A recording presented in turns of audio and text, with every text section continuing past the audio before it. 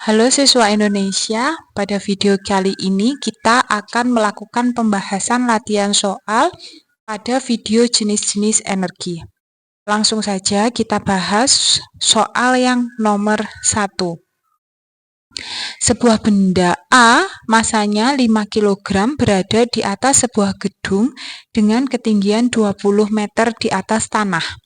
Sedangkan benda B berada 4 meter di bawahnya tampak seperti pada gambar. Jika massa benda A adalah setengah kali massa benda B. Oke, kita punya massanya benda A itu setengah kali benda B. Ini benda yang berbeda ya. Maka benda A massanya 5 kg. Benda B itu berarti karena benda A setengahnya, berarti benda B 2 kalinya ya, artinya berarti ini 10 kg. Nah, karena ini dua benda yang berbeda, maka kita menggunakan acuannya adalah tanah, acuan bumi.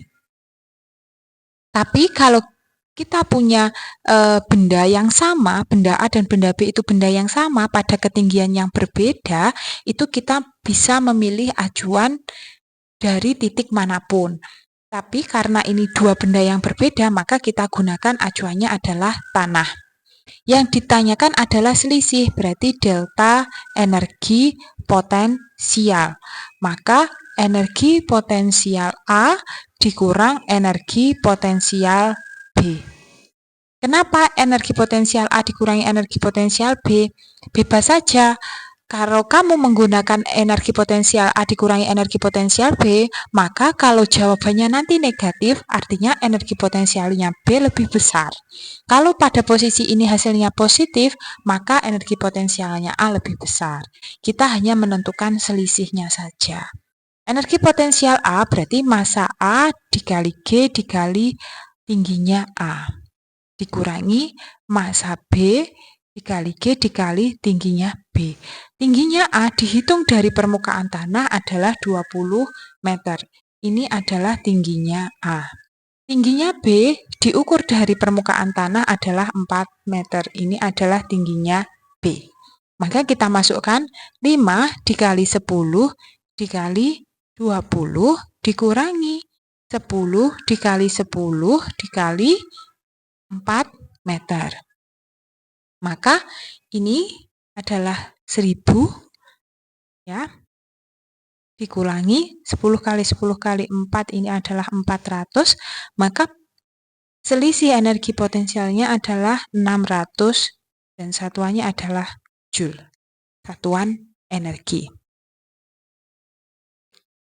Nah, yang nomor 2, sebuah pegas diberi gaya 20 Newton sehingga mengalami pertambahan panjang 10 cm. Berarti ini delta X-nya adalah 10 cm. Kalau kita jadikan meter adalah 0,1 meter.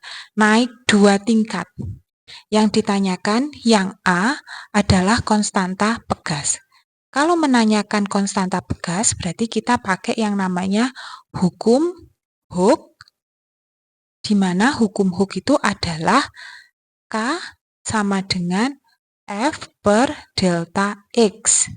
F-nya 20 Newton, 20 dibagi delta X-nya 0,1. Artinya konstanta pegasnya adalah 200 Newton per meter. Konstanta pegas itu nilainya tidak dipengaruhi F maupun delta X. Konstanta pegas itu bergantung pegas. K atau konstanta pegas itu besarnya bergantung pegas. Jadi kalau kita tidak mengubah pegasnya, bergantung pegas ya ini. Jadi kalau kita tidak mengubah pegasnya atau kita menggunakan pegas yang sama, maka nilai konstanta pegasnya tidak berubah.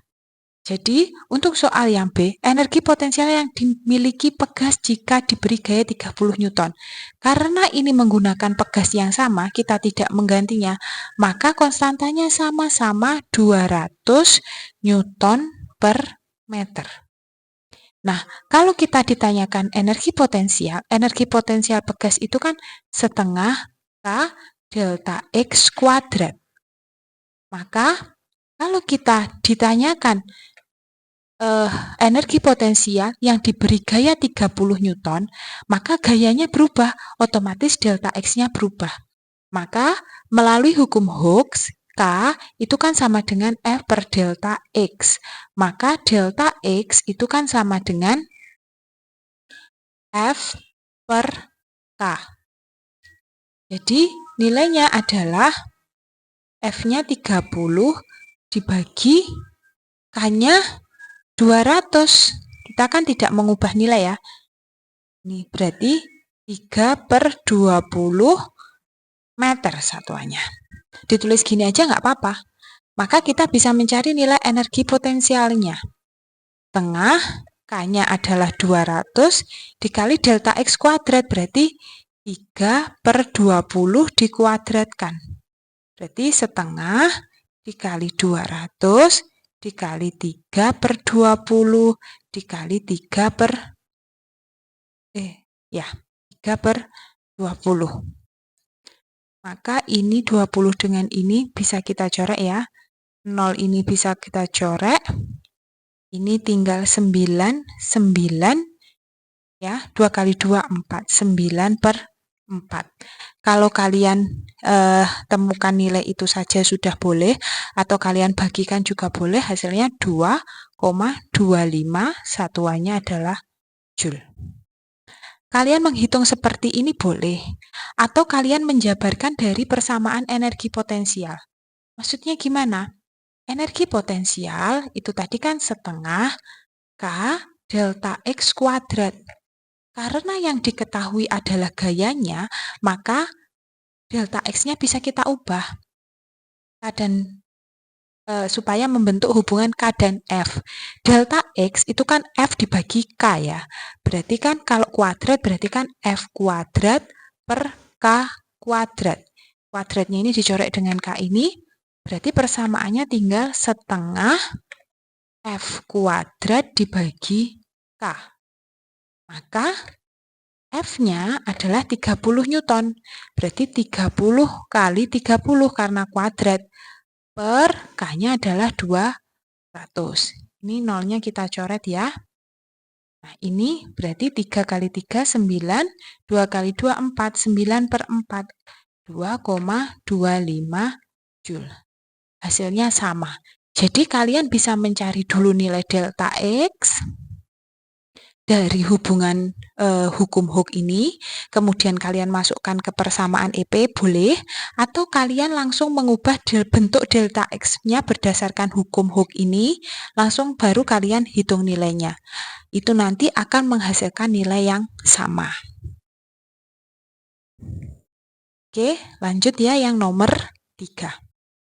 Sebuah truk bergerak dengan kecepatan 30 meter per sekon memiliki energi kinetik 18 kali 10 pangkat 5 Joule.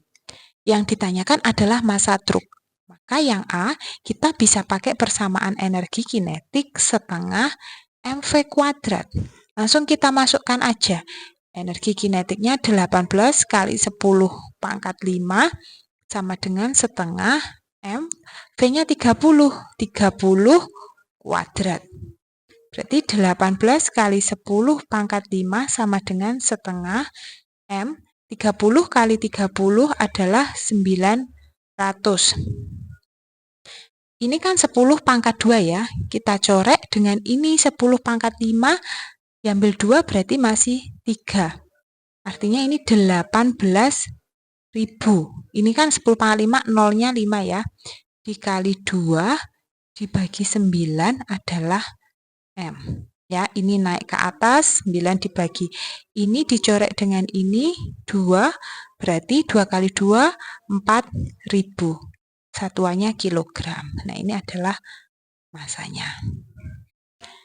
Nah, kemudian kita yang B ditanyakan, jika kecepatannya diubah menjadi 2 kalinya, berarti kecepatannya menjadi 2 kalinya, berarti 60 meter per sekon.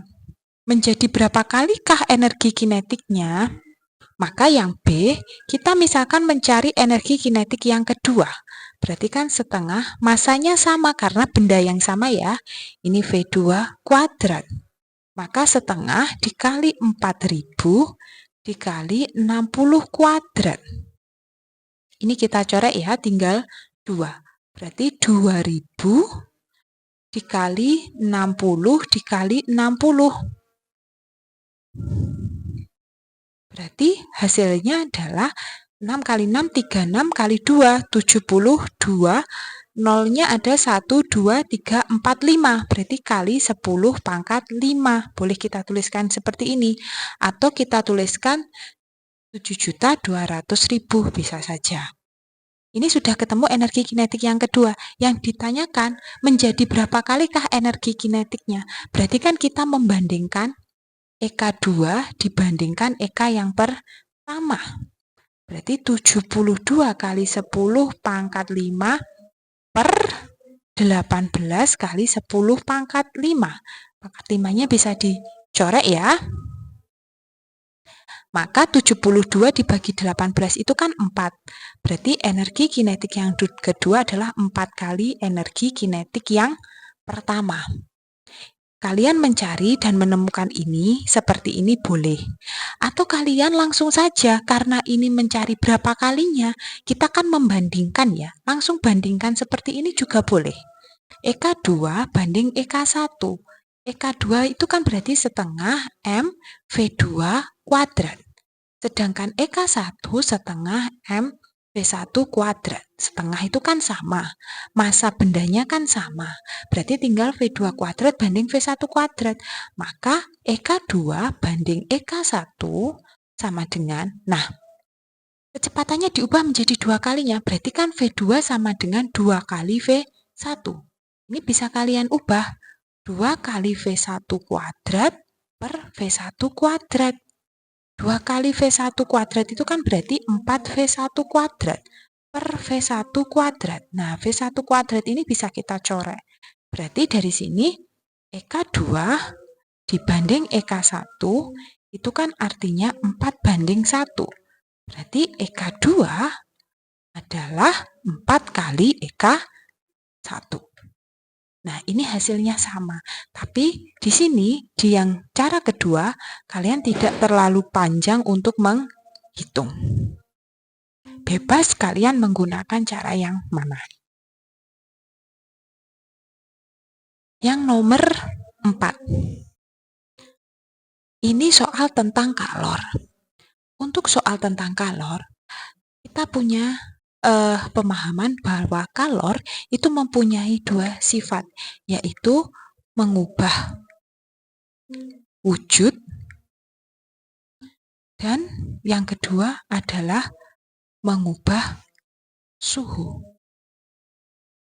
Pada kasus ini, air sebanyak 2 kg bersuhu 40 derajat Celcius akan dipanaskan hingga suhu 70 derajat Celcius. Pemanasan air dari suhu 40 ke suhu 70, maka dia tidak melalui titik didih ataupun titik bekunya. Nah, yang ditanyakan kan berapa kalor yang diserap.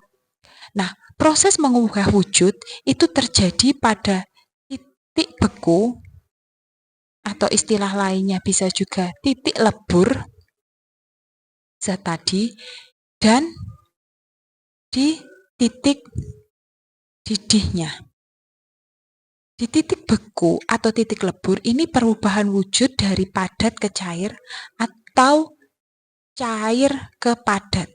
Kalau padat ke cair berarti dia menyerap kalor.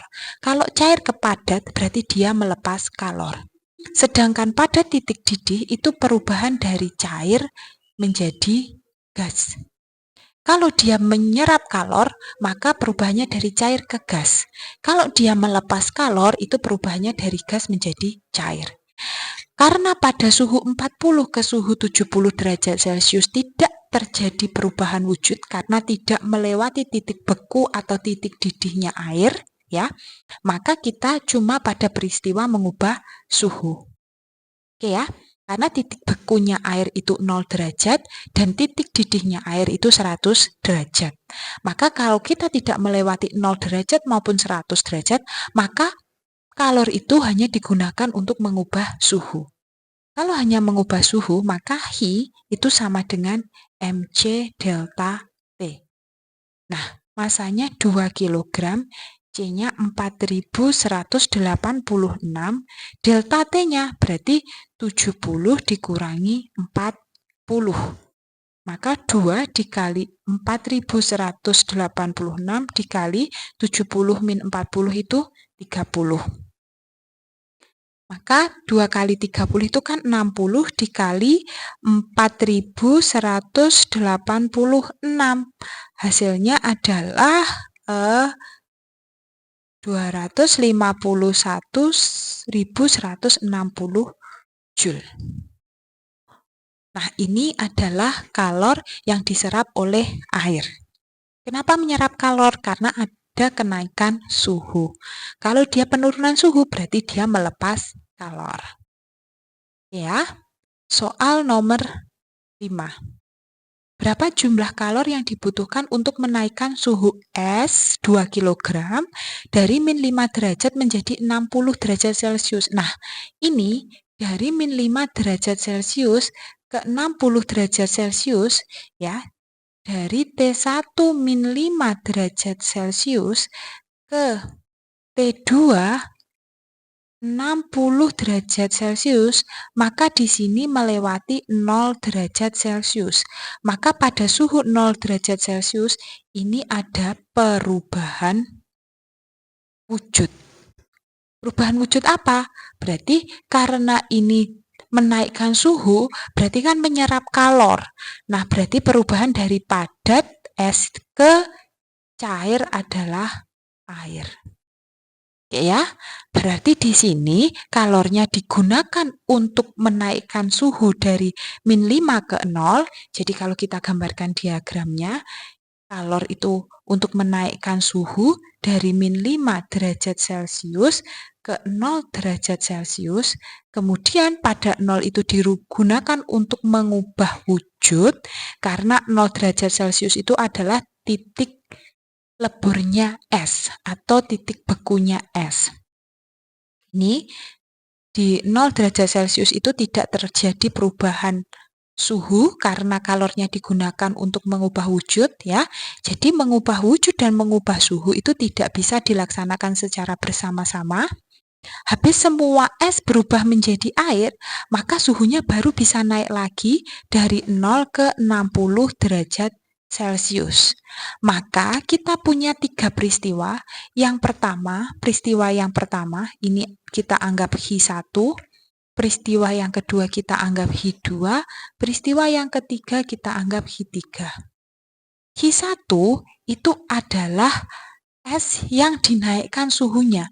Berarti kita pakai mc delta T karena menjelaskan kenaikan suhu. Masanya pakai masanya es 2 kg. C-nya pakai C-nya es karena wujudnya es. Kalor jenis es itu 2100, berarti dikali 2100. Delta T-nya adalah T2 min T akhir atau T2 min T1, T awalnya 0 ke min 5. Berarti 0 ke min 5.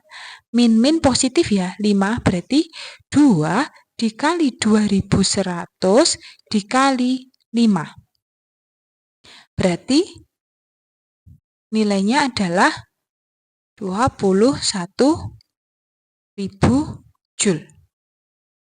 Nah, sedangkan Hi2 ini kan dia melakukan perubahan wujud. Wujud dari, ya, di Hi2 itu kan perubahan wujud dari es menjadi air. Maka kalau perubahan wujud dari es menjadi air, ini namanya melebur. Maka kita gunakan kalor lebur. Kalor lebur itu berarti M dikali L, dikali kalor lebur. Masanya kan sama ya. Massa es yang diubah menjadi air itu kan 2 kg. Dikali kalor leburnya 336.000. Maka hasilnya adalah 336 dikalikan 2 itu kan 672 ya. 672.000 Joule. Nah, Q3-nya adalah bentuk ini tadi kan es sudah berubah menjadi air. Berarti bentuknya sudah air. Berarti massa dikali C-nya air. Masanya sama ya, karena semua es tadi kan berubah menjadi air. Masanya nggak berubah, wujudnya saja yang berubah. Dikali delta T. Karena pada peristiwa ini, ketika es sudah menjadi air semua, maka kan terjadi kenaikan suhu lagi. Maka kalornya digunakan untuk menaikkan suhu. Sehingga kita pakai Mc delta T. Masanya adalah 2, C-nya sudah pakai C air, karena dia sudah berubah menjadi air. Berarti 4.200, delta T-nya 60 min 0. Karena dari posisi 0 ke 60. Berarti 2 dikali 4.200, 60 min 0 itu kan 60. 60 kali 2 itu kan 120 ya.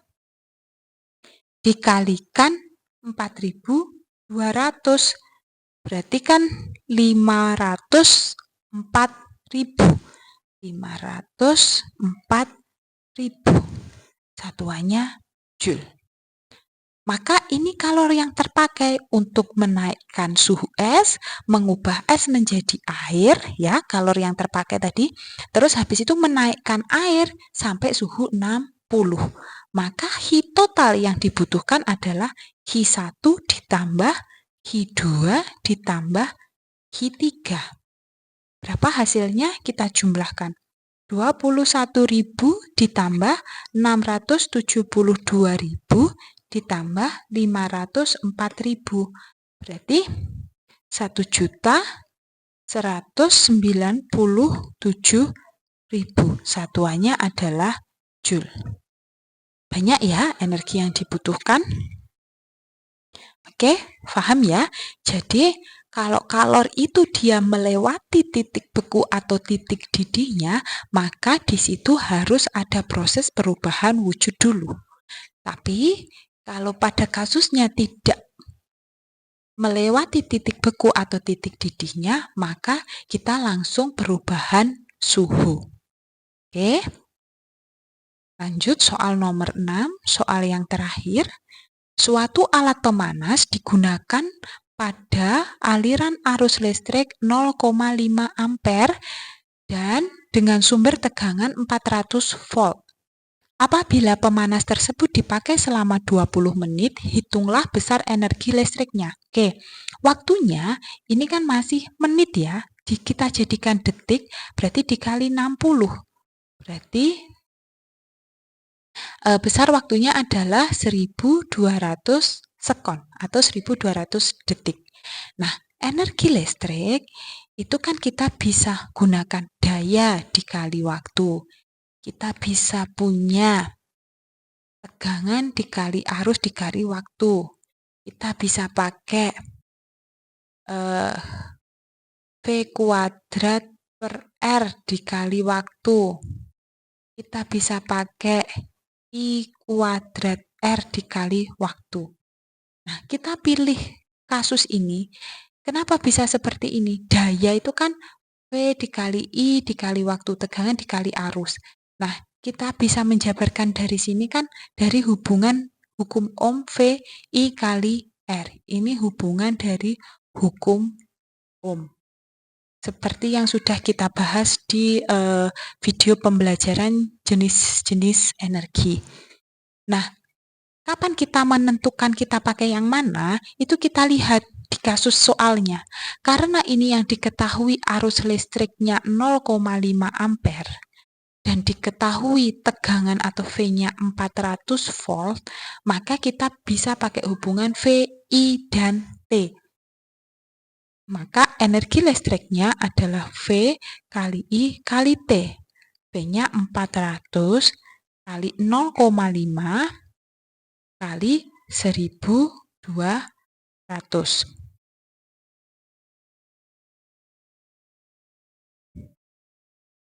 Maka hasilnya adalah 4 dibagi 2 kan 2 ya, 2 kali 12, 24. 24 kita masih punya 0,4, berarti 240.000 Joule. Nah, ini hasilnya. Oke, ini bisa juga kalian tulis 2 dalam bentuk notasi ilmiah ya. Notasi ilmiah itu kan A-nya kurang dari 10, lebih dari 1 berarti 2,4. Kita maju 1, 2, 3, 4, 5 berarti kali 10 pangkat 5 Joule. Ini juga boleh, yang atas juga sudah benar. Oke, bisa difahami ya. Ini pembahasan dari latihan soal pada video pembelajaran jenis-jenis energi. Semoga kalian lebih paham. Terima kasih.